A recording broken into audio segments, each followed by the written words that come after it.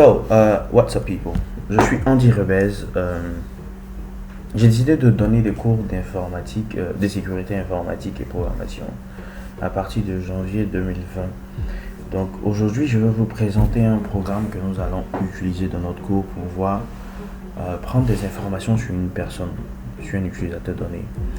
Quand vous voulez pirater une personne ou une entreprise, il faut avoir plus d'informations sur cette personne. Parce que c'est à partir de ces informations que vous allez pouvoir faire du phishing, du social engineering, etc. Le phishing, ce sont des sites hameçons.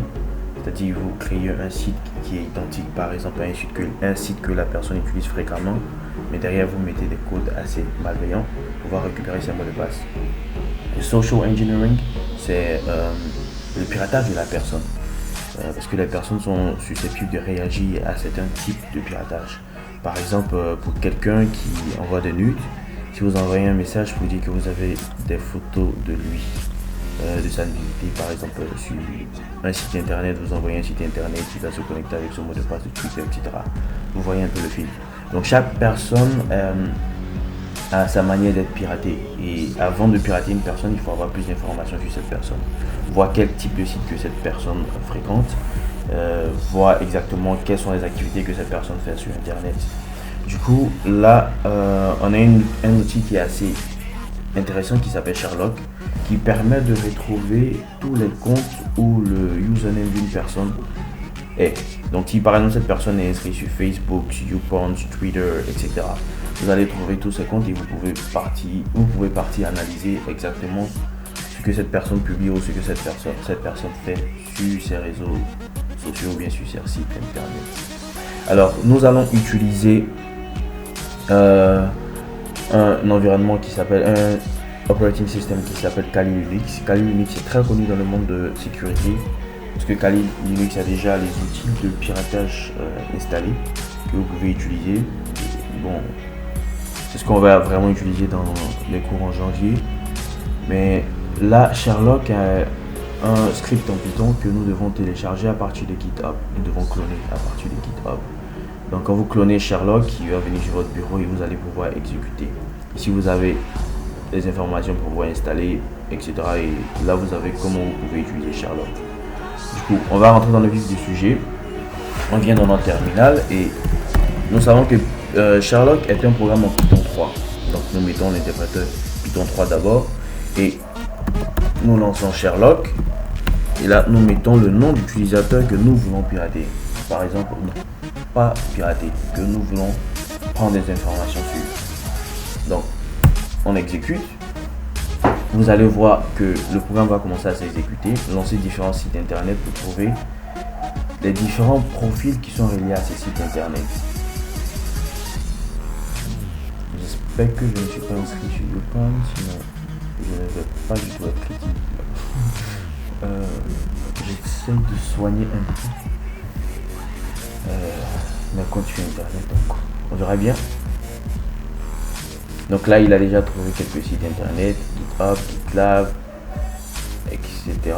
Donc c'est en train d'exécuter, on attend. Pour le moment on va regarder rapidement ici. Pour installer vous devez avoir Python 3, Python 3.6 Ohio Required. Vous avez des informations ici. Pour installer, comme j'ai dit, c'est git clone qui vous permet de copier, de cloner le repository sur GitHub. Vous rentrez dans le dossier et vous exécutez. Bon, là vous devez installer les requirements. Bon, ça viendra après. Je sais vraiment pas pourquoi ça tourne assez. On va essayer de voir. Donc normalement, si je vais dans Documents,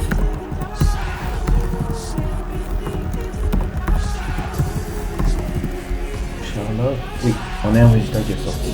Donc là vous avez Volshebnik, un texte. Donc on fait nano, on lance Volshebnik, rien. Donc a priori ce n'est pas encore terminé et ça m'étonne un peu. Pourquoi. Mais là, bon, on peut faire avec ces résultats. Mais là, vous avez par exemple tous les sites où je me suis inscrit. Bon, pas tous les sites où je me suis inscrit, mais les sites où j'ai utilisé mon nom d'utilisateur Volshebnik. Vous avez Facebook, vous avez Fiverr, vous avez GitHub, vous avez GitLab, Hack the Box, HackerOne, HackerRank, Instagram. By the way, you can follow me on Instagram. Yeah. Kiwi Farms. Yeah.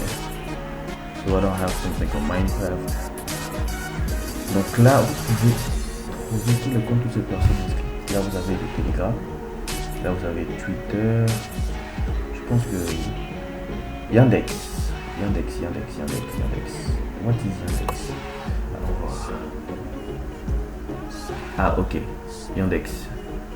Les créateurs de Yango en Côte d'Ivoire. Interpause, ça c'est pour apprendre les langues avec d'autres personnes dans le monde en même temps. Donc là, ça a fini d'exécuter. Quand vous venez ici, donc si on reprend notre commande d'en haut, pour vous dire qu'ils ont trouvé 14 sites internet où il y a mon nom d'utilisateur.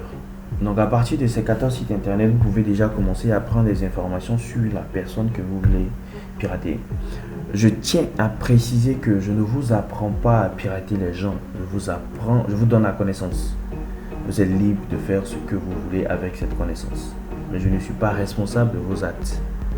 Je tiens à vous dire aussi d'aller sur Google et chercher les lois qui sont reliées au piratage informatique.